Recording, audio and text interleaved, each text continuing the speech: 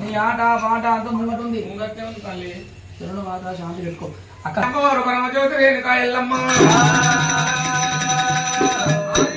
ఆది లోపల పుట్టింది అమ్మవారు కనుక ఆది పరాశక్తి రూపం ఎత్తుకొని ముగ్గురు మూర్తులకు జన్మనిచ్చింది ముగ్గురు మూర్తులకు భార్య ఒక రూపాలనేమో ఆడపిల్లనై పుట్టి మిమ్మల్ని బాధ పెట్టకపోతే నా పేరు ఎల్లమ్మ కావాలని మరి కింద కారణంలో పుట్టలో శివుడు సంగమయ్యా శిరసకాడి కూడా తీసుకుపోయినప్పుడు పుట్టని అన్నమై నీటి బిందువులే ప్రాణహేతువులైనవి పరమజ్యోతి పుట్టింది పుట్టల ప్రతాపి నాగయ్య పుట్టిండు పాటలు పాడకుండా శివుడు సంగమయ్యా అటువంటి తిరిగాడ మరొకప్పుడు కలకాంజల మరి కింద 3 రోజుల పసిపాల అవతారం ఎత్తుకొని క్యావ క్యావ అని క్యావ రేగుతున్నది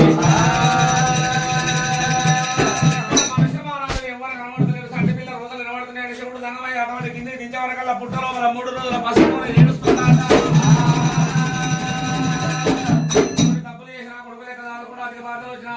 చూసుకుంటా రాతల్లి రాతల్లి అన్నప్పుడు ఊడాలు కొట్టింది సంక జోరలు దుంకింది ఎల్లమ్మ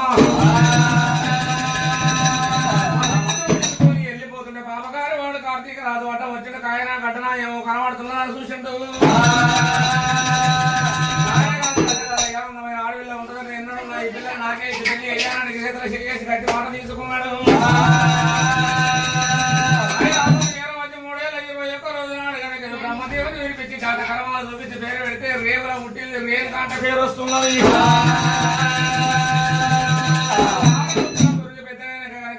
కొడుకు పెట్టే బాధలకు ఎవరు ఇల్లు తిరిగేది ఇరువురా కొట్టు పెట్టి ఎవరింటి పోయినా ఎల్లమ్మ ఎల్లమ్మ అని కొట్టు ఎల్లగొడితే ఎల్లమ్మ పేరు వస్తుంది లాలి పాటలు జోల పాటలు కూడా నేరుగా ఎల్లమ్మ తల్లి పెరుగుతున్నది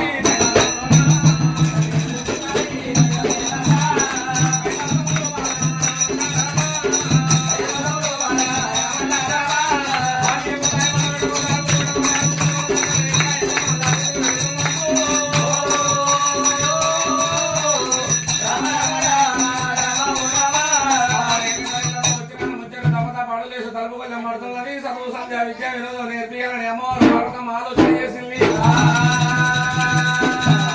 సరస్వతీదేవి నిలవనంపి బంగారు కలు అటువంటి బంగారు పలక ఎండిగట్ట బల్పం చేపించి శుక్రవారం సక్కని అడిగినాడు సరస్వతి పెట్టించిరు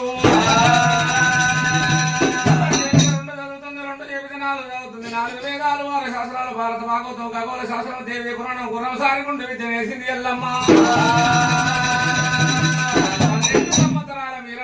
కాబట్టి అటువంటి ధర్మయ్య స్కూల్ బల్లకి వెళ్ళి రాను రాను మా మధ్య లోపల